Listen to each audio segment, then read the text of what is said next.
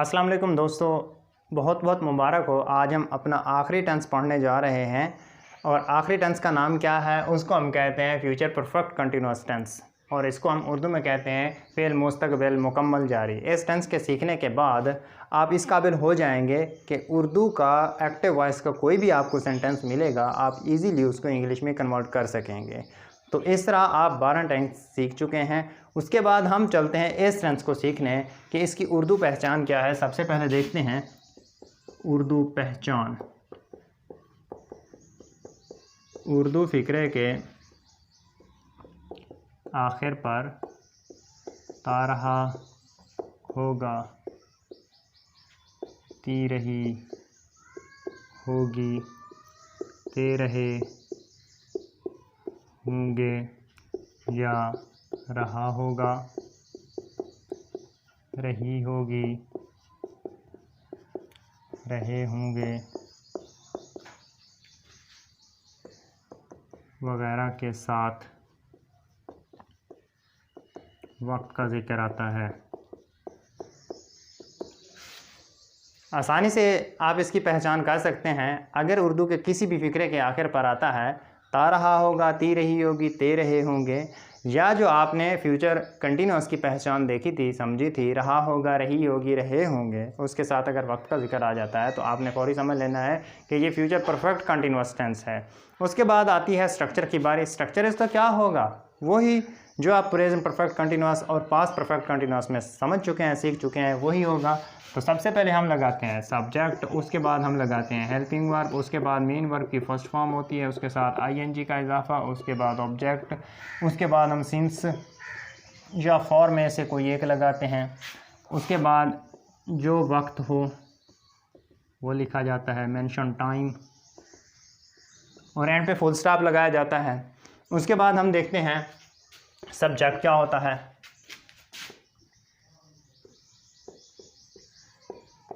Subject file होता है, file काम करने वाला। उसके बाद इस हेल्पिंग वर्ब को इस साइड पे लिख देते हैं कि हेल्पिंग वर्ब इसके कौन से होंगे। वो होंगे विल हैव, बीन और शैल हैव बीन। आई और वी के साथ शैल हैव बीन, बाकी तमाम के साथ विल हैव बीन, यानी he, she, it, you, they, singular, plural, names, कोई भी आ जाए। उसके बाद सब्जेक्ट हमारा आ गया। हेल्पिंग वर्ब कौन से हैं? वर्ब क्या होता है? फेल होता है। फेल क्या होता है? काम होता है। उसके बाद आईएनजी, आईएनजी वर्ब की फर्स्ट फॉर्म के साथ हम इजाफा करते हैं। उसके बाद ऑब्जेक्ट क्या होता है? मफ़ऊल। मफ़ऊल क्या होता है? जिस चीज़ पर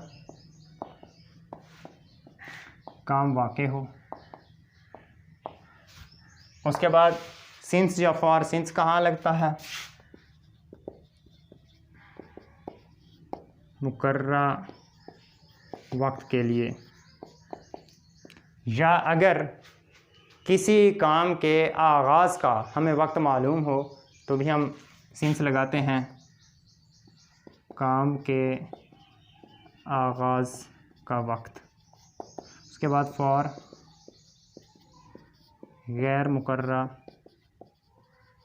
वक्त के लिए इस्तेमाल होता है, या हम इसको दौरानिया के लिए भी इस्तेमाल करते हैं।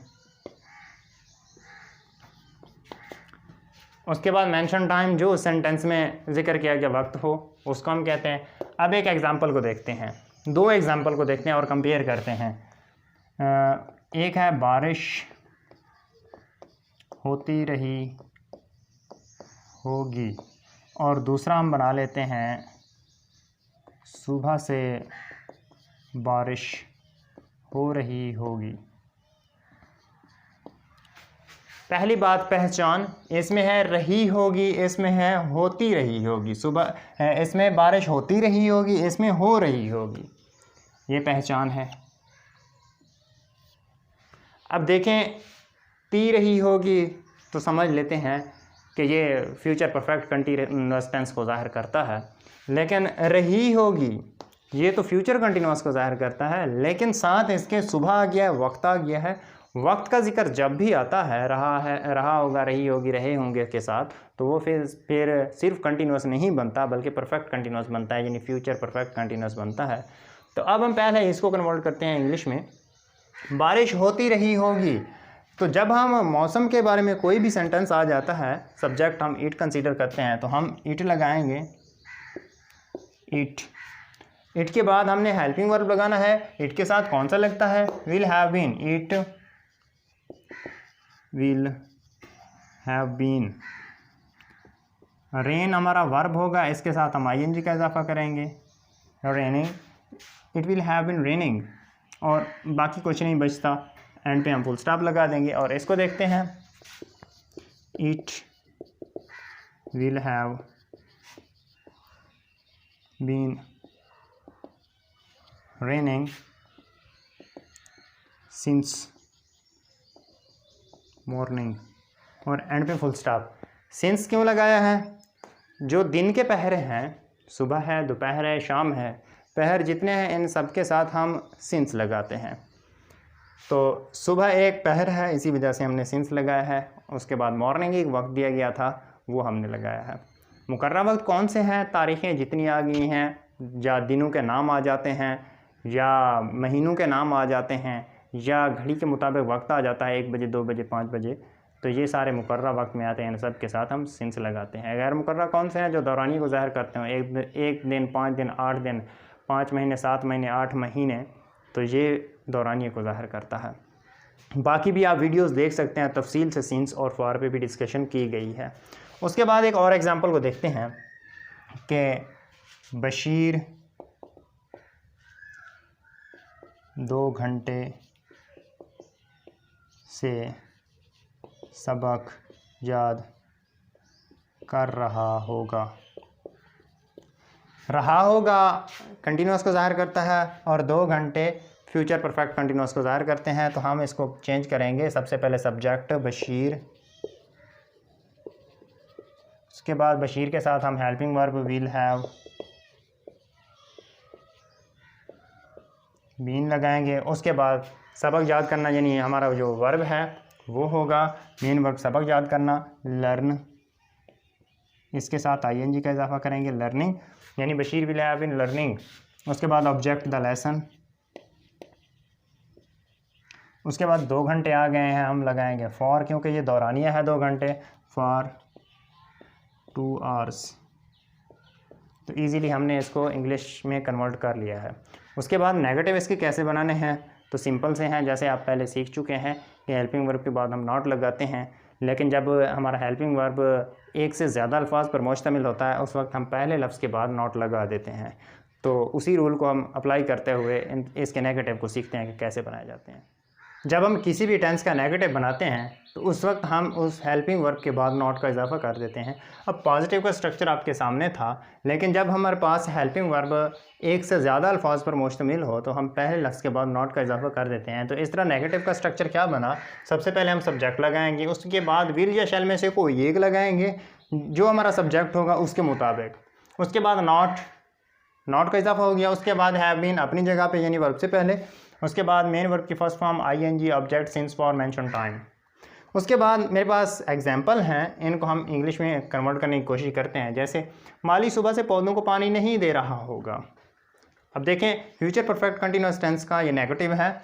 हम इस स्ट्रक्चर के मुताबिक सबसे पहले सब्जेक्ट लगाते हैं माली की इंग्लिश होती है द गार्डनर।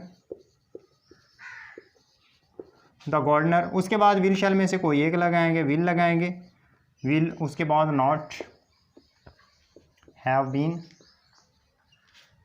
उसके बाद मेन वर्ब वाटर, इसके साथ आईएनजी वाटरिंग बनेगा। उसके बाद द प्लांट्स ऑब्जेक्ट। उसके बाद सिंस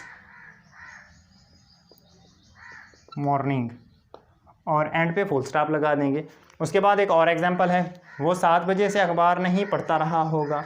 इसको बनाते हैं, he will not have been reading the newspaper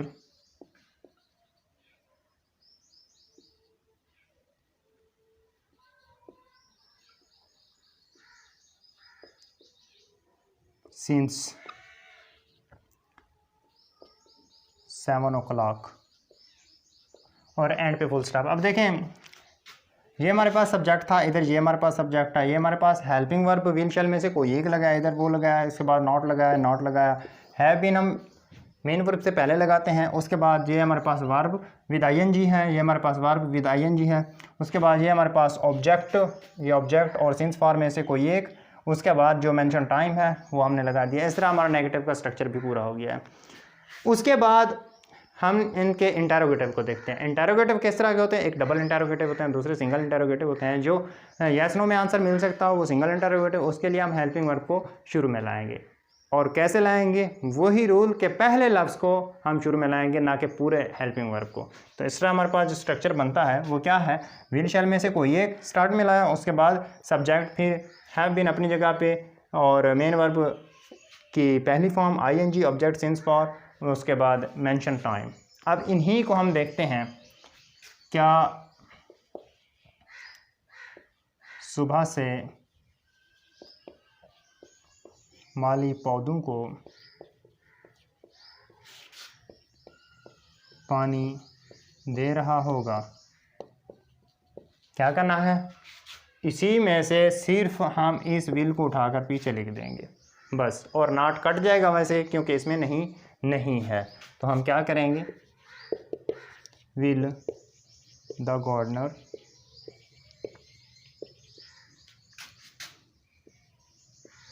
have been watering the plants, उसके बाद सिंस मॉर्निंग, और एंड पे क्वेश्चन मार्क लाजमी लगाना है। अगर आप क्वेश्चन मार्क नहीं लगाएंगे तो सेंटेंस आपका गलत होगा। अब देखें क्या किया है, सिर्फ हमने विल को शुरू में लिखा है, बाकी कोई चेंजिंग नहीं की। जब डबल इंटरोगेटिव होता है उसमें WH फैमिली वर्ड इस स्ट्रक्चर से भी पहले लगाया जाता है। जैसे आ जाता है वो हो सुबह से अखबार नहीं पढ़ता रहा होगा। वो सुबह 7 बजे से क्यों अखबार पढ़ता रहा होगा? हम इसको बनाते हैं, वो सुबह 7 बजे से क्यों अखबार पढ़ता रहा होगा। आसानी से बनाया गया। सबसे पहले वही WH फैमिली वर्ड जो कि वाई है, वाई विल, बाकी वही स्ट्रक्चर हम उठाकर लिख देंगे जो इधर लगाया था हमने, ये वाला, यानी WH फैमिली वर्ड, उसके बाद हम हेल्पिंग वर्ब लगाएंगे, बाकी जैसे है। Why will he have been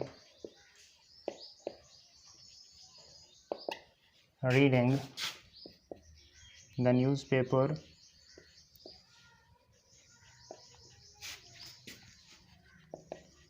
since 7 o'clock, और एंड पे क्वेश्चन मार्क। आसानी से हमने बना लिया है। तो इस तरह आप पूरे 12 के 12 टेंसेस आसानी से सीख चुके हैं। तो मैं उम्मीद करता हूं अब आपको टेंस के हवाले से किसी किस्म की कोई कन्फ्यूजन नहीं होगी, लेकिन आपने प्रैक्टिस लाजमी करनी है। डिस्क्रिप्शन में दिए गए तमाम तर सेंटेंसेस की आपने प्रैक्टिस करनी है, और वो इंग्लिश में ट्रांसलेट करने के बाद आपने कमेंट बॉक्स में ज़रूर मुझसे चेक करवाने हैं। इसके अलावा एक अगली वीडियो आएगी टेंसेस की, जिसमें मैं आपको टेंसेस का चार्ट दूंगा।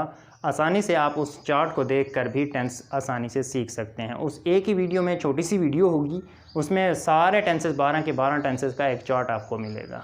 तो आपने इस वीडियो को लाइक कर देना है। अगर अभी तक आपने इस यूट्यूब चैनल को सब्सक्राइब नहीं किया तो जल्दी से सब्सक्राइब कर लें, क्योंकि डेली आपको इस पे इंग्लिश ग्रामर की वीडियोज़ मिलती हैं। तो मिलते हैं नई वीडियो के साथ। Thank you so much. अल्लाह हाफिज़।